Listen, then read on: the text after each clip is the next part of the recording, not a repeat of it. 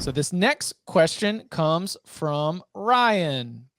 He says, welcome back, Chip. Oh, thanks. I was wondering if you guys could speak to how different Notre Dame recruiting is under Marcus Freeman so far than it was under Brian Kelly.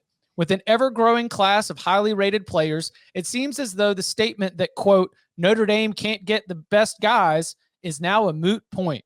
With plenty of high praise from recruits about his pitches, I was curious if you guys knew more about the inner workings there and what the major differences are in the regimes. It'll be interesting to see if he can sustain this moving forward, but echoes might actually be waking up for a change.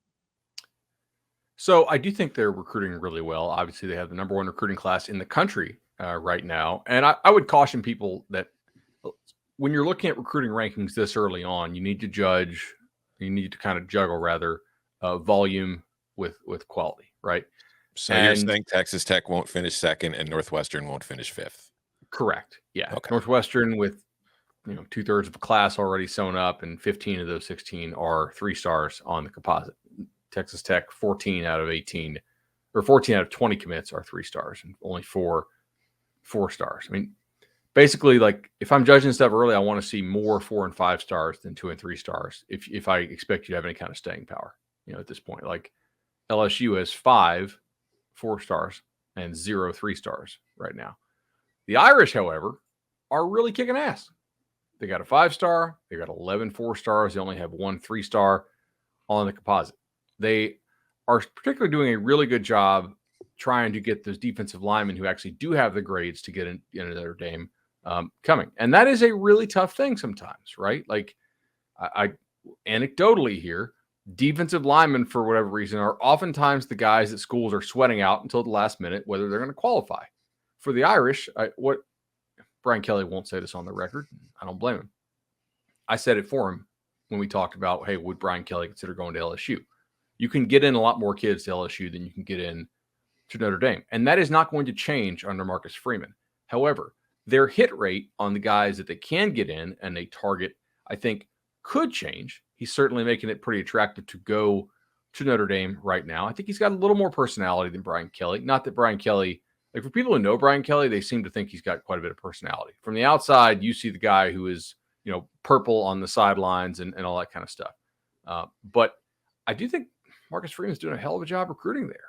And if he can get that hit rate up, he can maybe overcome some of the challenges that everybody has had at Notre Dame.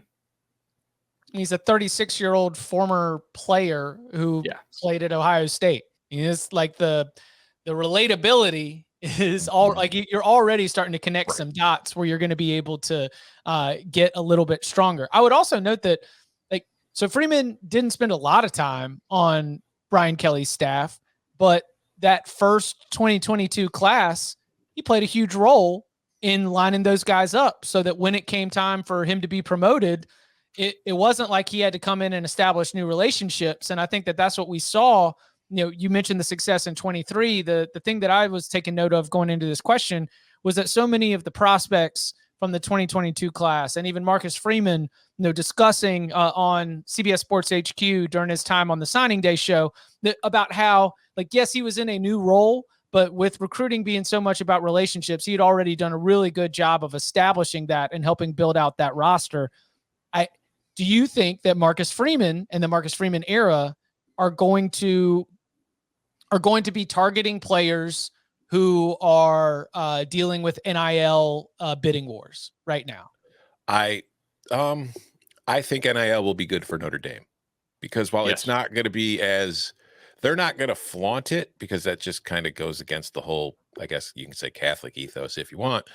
Like this is a school with a wealthy alumni base that is very passionate about its football program and wants its football program to be competing. So I think that with Freeman there, who's just an excellent recruiter from what we've seen already, add in the NIL factor, I think Notre Dame's going to do pretty well on the trail. Yes. I don't know if they'll get into bidding wars where for that are publicized, but they'll be in bidding wars. Yes.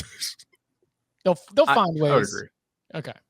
I go ahead. Yeah, I right. I don't think you're going to be like Texas ATM levels, but I think that they will definitely be involved with some kids who we hear are looking for a bag. And that's great. Like, they paid top money for head coach as well and for assistants. So why not pay it for players?